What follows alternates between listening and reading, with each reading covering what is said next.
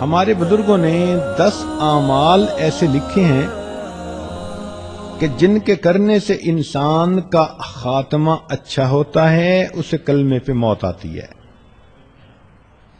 تو آج وہ 10 باتیں آپ کے سامنے بتائی جائیں گی۔ امید ہے کہ آپ اسے گوش ہوش کے ساتھ سنیں گی، نوٹ کریں گی اور پھر ان پر آپ ہمیشہ پریکٹس کریں گی۔ سب سے پہلا عمل جس کے کرنے سے انسان کو آخری وقت میں کلمہ نصیب ہوتا ہے، وہ ہے غیر محرم سے اپنی نظر کو بچانا۔ نبی علیہ الصلوۃ والسلام نے ارشاد فرمایا، النظر سہم من سہام ابلیس، کہ نظر شیطان کے تیروں میں سے ایک تیر ہے، مسموم، زہریلا تیر، من ترکہا مخافتی، جس نے میرے خوف سے اس بری نظر کو ترک کر دیا، ابدلتہ ایمانا، میں اس کو ایسا ایمان عطا کروں گا، یجد حلاوتہ فی قلبہ، کہ وہ اس کی حلاوت کو اپنے دل میں محسوس کرے گا۔ ملا علی قاری رحمۃ اللہ علیہ فرماتے ہیں، وقد واردا، اور یہ لکھا گیا ہے، ان حلاوت الایمان، کہ حلاوت ایمان اذا دخلت قلبا، جب قلب میں داخل ہوتی ہے، لا تخرج منہ ابدا، پھر وہ قلب سے باہر نہیں نکلتی۔ تو آج اسی مجلس میں یہ نیت کر لیجئے کہ اے پروردگار عالم، آج کے بعد ہم کسی بھی غیر محرم مرد کی طرف کبھی بری نظر نہیں ڈالیں گی۔ اور کئی مرتبہ شیطان دھوکہ دیتے ہیں، آپ بری نظر سے تو نہیں، ویسے ہی دیکھ رہی ہیں۔ ہر ارادے کی نظر جو غیر محرم پر ڈالی جاتی ہے، وہ شہوت کی ہی ہوتی ہے، بندہ محسوس کرے یا نہ کرے۔ تو اس لیے یہ نیت کیجئے کہ آج کے بعد ہم نے غیر محرم کی طرف نظر اٹھانی ہی نہیں۔ اس عمل کی وجہ سے آخری وقت میں کلمہ نصیب ہوگا۔ اس لیے حلاوت ایمان کی علامتیں لکھی ہیں کہ استلذاذ الطاعات، جب دل میں ایمان کی حلاوت آ جاتی ہے تو عبادات کے اندر بندے کو لذت مل جاتی ہے، تلاوت کرنے کو جی چاہتا ہے، نماز پڑھنے کو جی چاہتا ہے، انسان کا عبادت میں، نیکی میں جی لگتا ہے۔ ایثارھا علی جمیع الشہوات، اور تمام قسم کی شہوات کو چھوڑ دینا بندے کو آسان نظر آتا ہے۔ تحمل المشاق فی مرضات اللہ، اور اللہ کی جو پسندیدہ چیزیں ہیں ان کو کرتے ہوئے جو مجاہدہ ہے اس کو برداشت کرنے کی عادت ہو جاتی ہے۔ پھر فرمایا کہ الرضا بالقضاء فی جمیع الحالات، ہر قسم کے حالات میں اللہ کی قضاء پر بندے کو رضا نصیب ہو جاتی ہے۔ تو پہلا عمل تھا بد نظری سے پرہیز۔ یہ بد نظری فزیکلی بھی ہو سکتی ہے کہ آپ پریکٹیکلی کسی مرد کی طرف دیکھیں، اور یہ ٹی وی کی سکرین پر بھی ہو سکتی ہے کہ آپ ٹی وی کی سکرین پر کسی غیر مرد کو دیکھیں، بات برابر ہی ہے۔ دوسرا عمل جس سے کہ آخری وقت میں کلمہ نصیب ہوتا ہے، فرمایا مسواک کرنا۔ یہ مسواک کرنا جیسے مردوں کے لیے سنت ہے، عورتوں کے لیے بھی سنت ہے۔ علامہ شامی رحمۃ اللہ علیہ نے اس کا مسنون طریقہ بتایا کہ مسواک کرتے ہوئے 3 انگلیاں اوپر ہوں، چنگلیاں نیچے ہو اور انگوٹھا سائیڈ پر ہو۔ وہ فرماتے ہیں مسواک کے بارے میں، من منافعہ، مسواک کے فوائد میں سے یہ بھی ہے، تذکیر الشہادت عند الموت، موت کے وقت بندے کو کلمہ یاد آ جاتا ہے۔ رزقنا اللہ تعالی بمنہ وکرمہ، حدیث پاک میں آتا ہے جو بندہ اہتمام کے ساتھ مسواک کرتا ہو، ملک الموت آتے ہیں اور 2 کام کرتے ہیں، شیطان کو اس سے مار کے دور بھگا دیتے ہیں اور اس بندے کو کلمہ یاد دلا دیتے ہیں۔ یہ کتنا بڑا انعام ہے کہ ملک الموت ہی بندے کو یاد دلا دیں کہ تیرے جانے کا وقت قریب آ گیا۔ تو مسواک کی بھی پابندی کریں۔ تیسرا، ایمان پر شکر ادا کرنا کہ ہم نے کلمہ پڑھا، ہم مسلمان ہیں، اب اس ایمان پر ہم اللہ رب العزت کا شکر ادا کریں کہ اللہ تیرا شکر ہے تو نے ہمیں ایمان کی دولت عطا فرمائی۔ اس کی اصول یہ ہے لَإِن شَكَرْتُمْ لَأَزِيدَنَّكُمْ۔ اللہ تعالیٰ فرماتے ہیں اگر تم میری نعمتوں کا شکر ادا کرو گے ہم اپنی نعمتیں تمہیں اور زیادہ عطا کریں گے۔ تو جو ایمان پہ شکر ادا کرتا ہوگا اللہ تعالیٰ آخری وقت میں اس نعمت سے محروم نہیں فرمائیں گے۔ چوتھا عمل صدقہ خیرات کرنا۔ حدیث مبارکہ ہے، مشکات شریف کی روایت ہے، ان الصدقۃ تطفئ غضب الرب، کہ بے شک صدقہ اللہ کے غضب کو مٹا دیتا ہے، بجھا دیتا ہے، وتدفع میتۃ السوء، اور بری موت سے بندے کو بچا لیتا ہے۔ ملا علی قاری رحمۃ اللہ فرماتے ہیں کہ ای تمنع انزال المکروہ والبلاء فی الحال، کہ یہ عام حال میں مصیبتوں سے اور ناپسندیدہ احوال سے بندے کو بچاتا ہے، وتدفع سوء الخاتمۃ فی المآل، اور موت کے وقت بری موت سے بندے کو بچا لیتا ہے۔ تو صدقہ خیرات جتنا بھی ہو اللہ کے راستے میں کریں،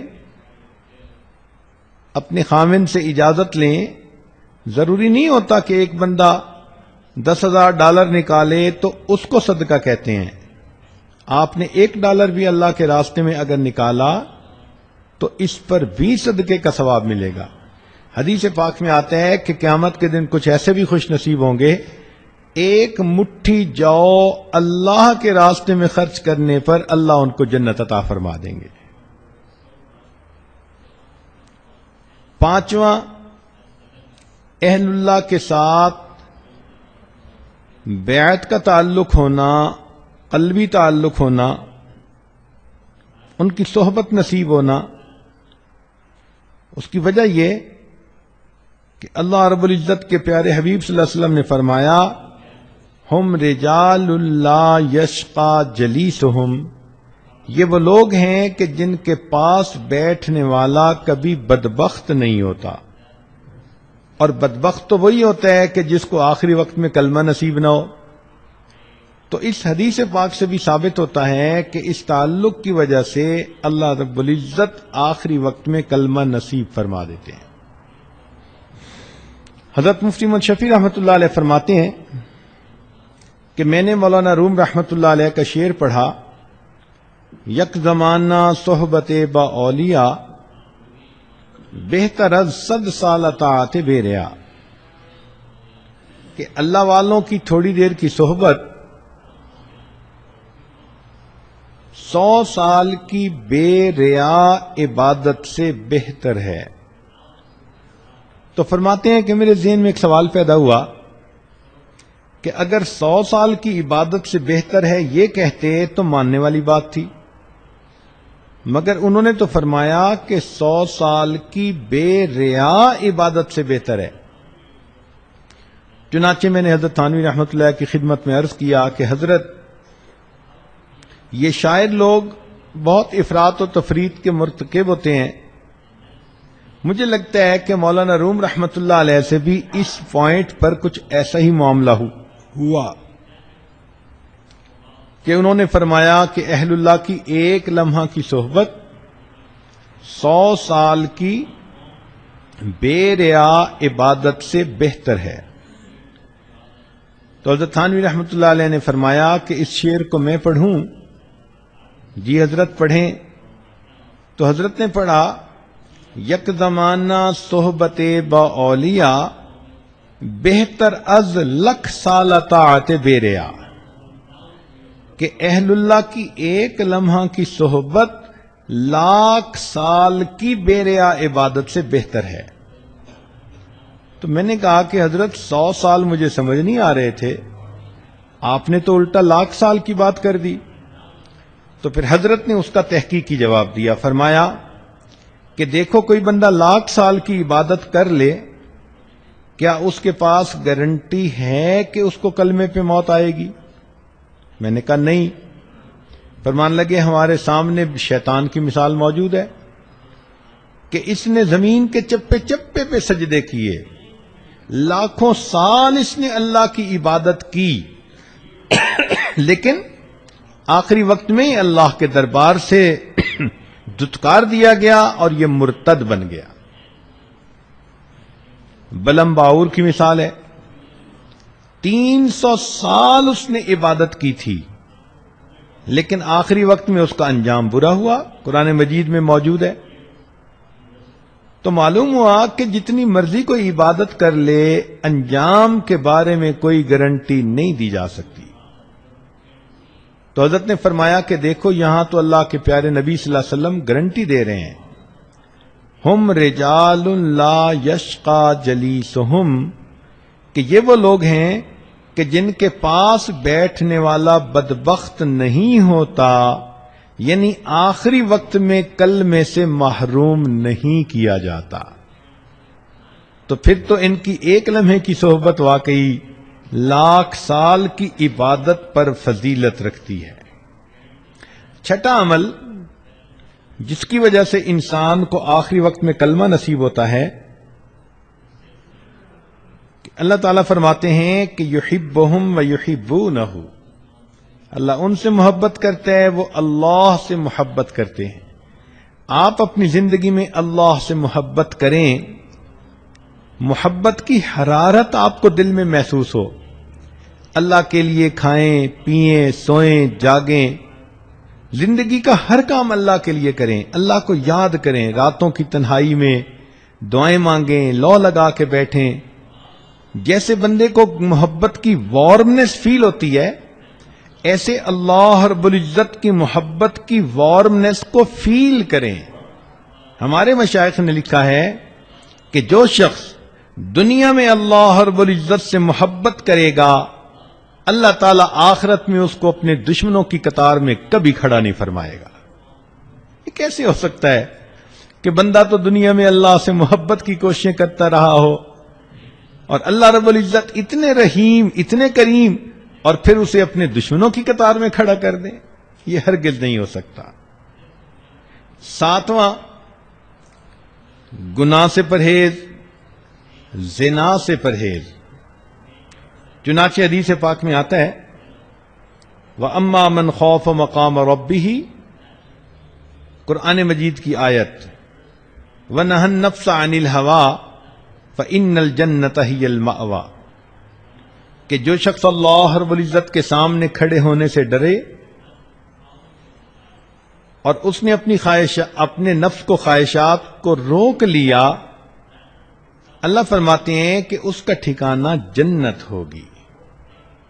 اور حدیث پاک میں ہے کہ اگر کوئی مرد ہو کہ جس کو کوئی عورت ذات منصب و جمال، اچھے گھرانے کی ہو اور خوبصورت بھی ہو، اور وہ اپنی طرف متوجہ کرے اور یہ آگے سے کہہ دے کہ انی اخاف اللہ، میں اللہ سے ڈرتا ہوں، تو اس عمل کی وجہ سے اللہ تعالیٰ اس کو قیامت کے دن عرش کا سایہ عطا فرما دیں گے۔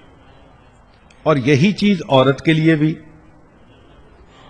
کہ اگر کسی عورت کو کوئی مرد اپنی طرف متوجہ کرنے کی کوشش کرے، گناہ کے راستے پہ گھسیٹنے کی کوشش کرے اور یہ کہہ دے کہ میں اللہ رب العزت سے ڈرتی ہوں، اس عمل کی وجہ سے اللہ تعالیٰ اس کو قیامت کے دن عرش کا سایہ عطا فرمائیں گے۔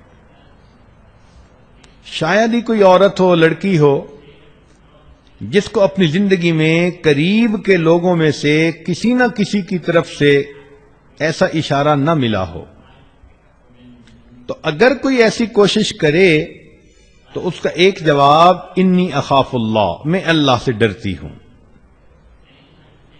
کوئی فون کے ذریعے رابطہ کرتا ہے، خط کے ذریعے رابطہ کرتا ہے، کسی رشتہ داروں کی محفل میں محبت بھری نظریں ڈال کر اپنی طرف متوجہ کرنے کی کوشش کرتا ہے، مسکراہٹ کے ذریعے اپنی طرف متوجہ کرنے کی کوشش کرتا ہے، یہ سارے عمل ایک ہی مقصد کے لیے ہوتے ہیں کہ گناہ کا تعلق ہو جائے۔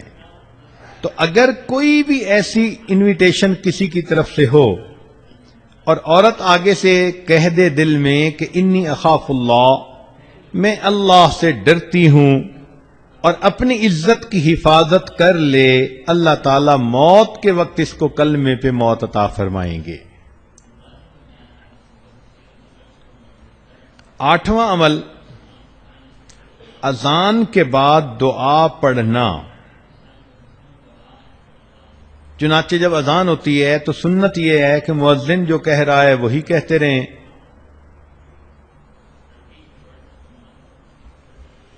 اور بعد میں پھر اذان کی دعا پڑھیں۔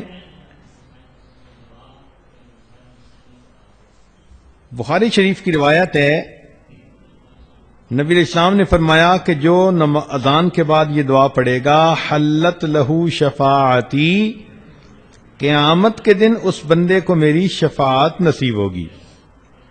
ملا علی قاری رحمۃ اللہ علیہ فرماتے ہیں، ففیہ اشارۃ الی بشارت حسن الخاتمہ، اس میں اشارہ ہے کہ اس کو موت کے وقت کلمے پہ موت نصیب ہوگی۔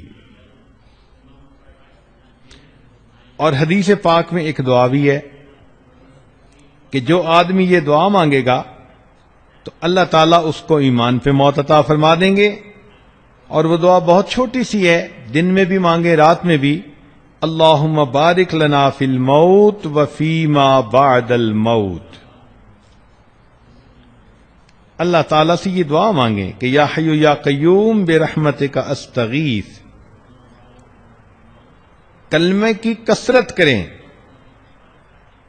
اس لیے کہ زندگی میں جو عورت کلمے کی کثرت کرے گی، ہر وقت اپنی زبان پہ لا الہ الا اللہ، لا الہ الا اللہ، لا الہ الا اللہ پڑھتی رہے گی، تو پھر آخری وقت میں اس کلمے کا پڑھنا اس کے لیے آسان ہوگا۔ خواجہ فرید الدین عطار رحمۃ اللہ علیہ فرماتے ہیں، میں نوجوانی میں عطر کی دکان تھی اور میری ہزاروں شیشیاں ہوتی تھیں جن میں عطر پڑا ہوتا تھا۔ ایک دن بڑے میاں آئے اور آ کر میری ان شیشیوں کو بڑی حیرانی سے دیکھنے لگ گئے۔ میں نے کہا بڑے میاں کیا دیکھ رہے ہیں؟ وہ کہنے لگے یہ دیکھ رہا ہوں کہ تیری جان اتنی شیشیوں میں اٹکی ہوئی ہے، یہ کیسے نکلے گی؟ مجھے بڑا غصہ آیا، میں نے کہا کہ جیسے آپ کی نکلے گی ویسے میری نکلے گی۔ تو جب میں نے یہ الفاظ کہے تو وہ آگے سے کہنے لگے کہ اچھا بھائی میری تو ایسے نکلے گی۔ یہ کہہ کر میرے سامنے وہ زمین پر لیٹ گئے اور اوپر اپنے رومال ڈال دیا۔ میں سمجھا کہ شاید ویسے ہی مجھے کر کے دکھا رہے ہیں، جب قریب جا کے دیکھا تو ان کی موت آ چکی تھی۔ تو جنہوں نے محنت کی ہوتی ہے پھر ان کو آخری وقت میں یوں کلمے پہ موت آتی ہے۔ شیری سکتی رحمۃ اللہ علیہ فرماتے ہیں کہ ہم بیٹھے ہوئے تھے ایک کنویں کے قریب، ایک آدمی آیا اور ہم سے کہتا ہے کہ بھئی کوئی اچھی جگہ ہے جہاں انسان مر سکے۔ ہم بڑے حیران ہوئے اس کی بات کو سن کر، تو میں نے کنویں کی طرف اشارہ کر دیا کہ یہ اچھی جگہ ہے، سایہ دار بھی ہے، پانی بھی ہے۔ کہنے لگے ہمارے سامنے وہ بندہ وہاں گیا، اس نے جا کر وضو کیا، نماز پڑھی اور نماز پڑھ کے لیٹ گیا۔ کافی دیر کے بعد ہم اٹھے نماز پڑھنے کے لیے، تو ہم نے کہا چلو بھئی اس کو بھی جگاؤ، یہ جماعت میں شریک ہو جائے۔ کہنے لگے جب اس کو جگانے لگے تو دیکھا کہ وہ تو اپنے رب کو پیارا ہو چکا تھا۔